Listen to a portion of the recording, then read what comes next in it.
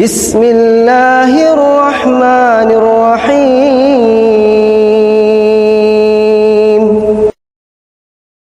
Satu saja adegan di akhirat tentang orang yang terakhir masuk surga. Ternyata kalau kita baca hadis tentang orang paling terakhir masuk surga, kita lihat dari grammarnya, ternyata orang yang paling terakhir masuk surga itu cowok, laki-laki, bukan perempuan. Berarti perempuan duluan. Yang paling terakhir masuk surga, laki-laki. Dan di belakang laki-laki ini tidak ada lagi orang yang bisa masuk surga. Berarti dia paling lama di neraka, kemudian dikeluarkan setelah dosa-dosanya sudah dibakar, diazab, maka dia masuk surga. Yang tersisa di neraka berarti kekal selama-lamanya di neraka. Ini antrian paling belakang nih. Mungkin bisa dibilang tidak punya amal soleh apapun di dunia kecuali hanya kalimat asyhadu alla ilaha illallah wa asyhadu anna muhammadar rasulullah. Enggak sholat, enggak puasa, enggak haji, enggak baca Quran, enggak ngapa-ngapain. Kalau perempuan mungkin enggak berhijab, banyak berbuat dosa, mungkin berzina, mungkin minum khamar, mungkin membunuh dan seterusnya. Cuman di hatinya masih ada la ilaha illallah muhammadar rasulullah. Cuma itu satu-satunya kebaikan dia, yang lain enggak ada. Sehingga diazab dulu dengan hisab dari Allah. Dia paling belakang masuk surganya. Begitu dia dikeluarkan dari api neraka, tubuhnya semuanya bekas-bekas luka dan udah rusak tubuhnya, rusak, dihidupkan lagi, mati, dihidupkan lagi, terus saja kayak gitu selama mungkin ribuan tahun di neraka. Begitu dia keluar dari api neraka, kemudian dia diberikan kesempatan untuk membersihkan diri di 2 telaga. Di telaga pertama dia mandi. Setelah dia mandi, tubuhnya berubah langsung. Tingginya setinggi Adam. Apa ibu tahu tingginya Nabi Adam berapa? 80 hasta. Dan ini 1 hasta, kurang lebih setengah meter. Berarti 80 hasta itu 40 meter. Itu tingginya Adam. Dan Nabi mengatakan manusia diciptakan dengan fisik terbaik, yaitu fisik Adam. Jadi yang ideal itu tinggi mah 40 meter, bukan 2 meter. 2 meter pemain basket gaya gitu ya. Ternyata yang lebih keren itu 40 meter, 35 sampai 40 meter. Jadi kalau kita ketemu Nabi Adam, mungkin gak sengaja nginjak kita, nih ada apa sih? Ternyata ada kita di bawah kakinya. Saking besarnya Nabi Adam dan kita kayak ngeliat raksasa. Tingginya setinggi Adam. Wajahnya seperti Yusuf. Gimana wajah Yusuf? Tahu Zayn Malik yang anak-anak, yang cewek-cewek? Nggak tahu ya, artis atau Justin Bieber? Nggak ada apa-apanya dibandingkan dengan Yusuf. Orang kalau ngelihat Justin Bieber mungkin cuma melongo doang gitu, tapi kalau ngelihat Yusuf sampai mengiris tangan pun nggak berasa. Jadi zaman dulu mah kalau misalnya mau operasi atau bedah, nggak usah pakai bius, lihat aja wajah Yusuf langsung bedah. Ada luka, wah ini harus dibius dulu, jangan, panggil aja Yusuf. Pas Yusuf keluar, dia sampai selesai dijahit, kok nggak berasa ya? Karena ngelihat wajah Yusuf. Ini gantengnya tuh ganteng mukjizat, bukan ganteng normal. Sampai orang mengiris tangan di surat Yusuf disebutkan nggak berasa saking takjubnya dengan gantengnya Yusuf. Ini orang terakhir masuk surga ya, nggak tahu gimana yang pertama. Tingginya setinggi Adam, wajahnya seperti Yusuf, kekuatannya seperti Musa. Gimana kekuatan Musa? Dorong orang nggak sengaja mati. Kan yang di Mesir ada orang Kipti berantem sama orang Yahudi, orang Bani Israel. Terus Musa diginiin doang, kamu jangan kayak gitu, mati, kelopak-kelopak, hilang. Oh kenapa kamu KO? Di ronde pertama udah KO, belum ditonjok, belum diapa-apain, cuma didorong aja. Musa juga heran, loh kenapa dia mati? Ini kalau kita tahu Mike Tyson dengan tinjunya atau Muhammad Ali, Musa di atasnya. Kalau ini udah telak mukul. Kalau Musa nggak mukul, cuma digituin doang. Terus ada malaikat datang berwujud manusia, ditonjok sama Musa, buta matanya. Malaikat naik ke langit, ya Allah mata saya buta. Kenapa dipukul sama Musa? Akhirnya Allah kembalikan, balik lagi ke bumi. Ya Musa, saya malaikat. Oh kirain pencuri, mau ditonjok lagi sama Musa. Kekuatannya seperti Musa. Dan terkenal Musa itu nabi yang sangat kuat. Kalau Sulaiman kekuasaan, kalau Musa itu fisik. Jadi premannya para nabi itu Musa. Kekuatan fisiknya di atas rata-rata. Tingginya seperti Adam, wajahnya seperti Yusuf, kekuatannya seperti Musa, dan akhlaknya seperti Rasulullah Sallallahu Alaihi Wasallam.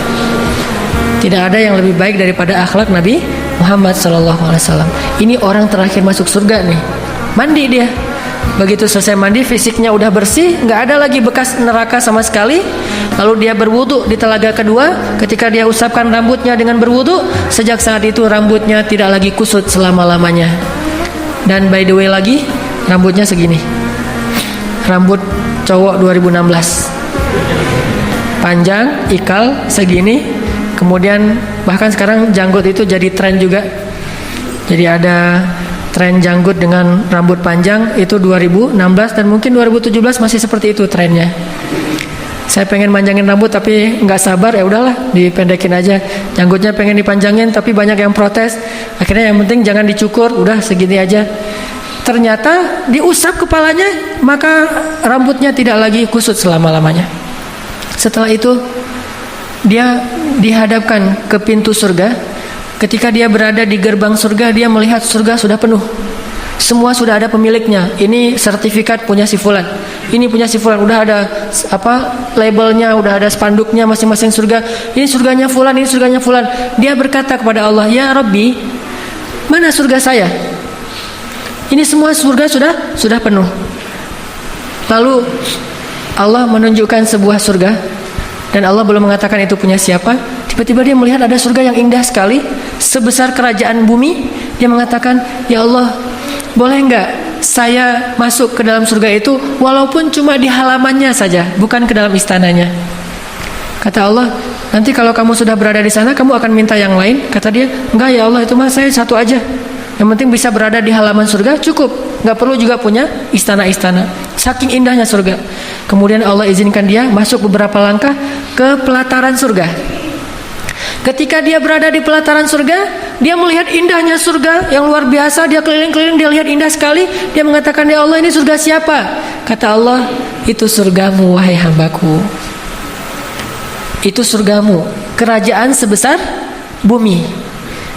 "Oh, ini surga saya, alhamdulillah ya Allah, Engkau maha baik," segala macam. Dia tinggal di surganya sebesar kerajaan bumi. Dan itu bukan tanah kosong yang harus dibangun dulu, cari tukang dulu, ntar tukangnya ngambek, ganti lagi tukang yang lain. Susah dunia teh. Dunia itu susah, nyari tukang, nggak cocok, akhirnya ganti lagi tukang yang lain. Bangun rumah yang 100 meter persegi aja, itu bisa bikin orang stroke. Banyak yang gara-gara bangun rumah meninggal tuh banyak. Saya punya keluarga juga yang bangun rumah kegedean, nggak sesuai dengan budgetnya sekitar 700 juta, dia bangun rumah yang harga sekitar 2 miliar. Setengah jadi nggak sanggup melanjutkan, akhirnya stres, stroke, meninggal. Kemudian rumahnya dijual kepada orang lain dan hasilnya diwariskan kepada keluarganya. Dunia itu susah. Membangun rumah aja susah. Akhirat Allah kasih bukan rumah, kerajaan yang di dalamnya ada segala fasilitas sebesar kerajaan di bumi. Itu untuk orang terakhir masuk surga, yang hampir nggak punya amal soleh apa-apa. Tapi tadi dia udah janji kan, nggak akan minta yang lain. Lagi kayak gitu tiba-tiba jalan-jalan ngelihat ada surga kosong nih. Kerajaan besar tapi nggak ada pemiliknya. Dicari-cari sertifikatnya, oh ternyata kosong, belum ada nama. Dia nanya ke Allah, "Ya Allah, itu kerajaan siapa?" Kata Allah, "Emang kenapa? Mau?" Kata Allah. "Boleh nggak ya Allah, saya minta satu lagi yang itu." Kata Allah, "Katanya tadi nggak akan minta yang lain." "Ya ini mah yang terakhir ya Allah, nggak akan minta lagi setelah ini." "Benar." Akhirnya kata Allah, "Ini adalah milikmu." Dikasih lagi surga 2 kali kerajaan bumi. Dia nikmati, setelah sekian tahun dia menemukan lagi ada surga yang lebih besar daripada 2 surga sebelumnya. "Ya Allah, itu punya siapa?" "Memangnya kenapa?" Mau ya Allah. Katanya nggak akan minta lagi. "Ini yang terakhir ya Allah." Ini perangai orang yang terakhir masuk surga. "Minta ini yang terakhir ya Allah, setelah ini saya nggak akan minta lagi." Benar. Kemudian Allah mengatakan, "Wahai hambaku, bukan hanya 3 surga ini yang akan aku berikan kepadamu. Kamu akan memiliki kerajaan 10 kali kerajaan di dunia." Baru dia radhi itu, "Ya Rob, saya sudah ridho, saya puas sekarang ya Allah. Udah cukup. Daripada ngasih terus nggak sempat nikmatin, udah nikmatin aja dulu." Ini orang terakhir masuk surga, punya kerajaan 10 kali dunia. Gimana orang yang pertama atau yang pertengahan masuk surga? Orang yang was-sabiqun as-sabiqun. Orang yang di dunia berlomba-lomba dalam kebaikan, nanti di akhirat yang lebih dulu masuk surga. 70.000 orang yang masuk surga tanpa hisab, dan seterusnya. Kalau yang terakhirnya aja kayak gini.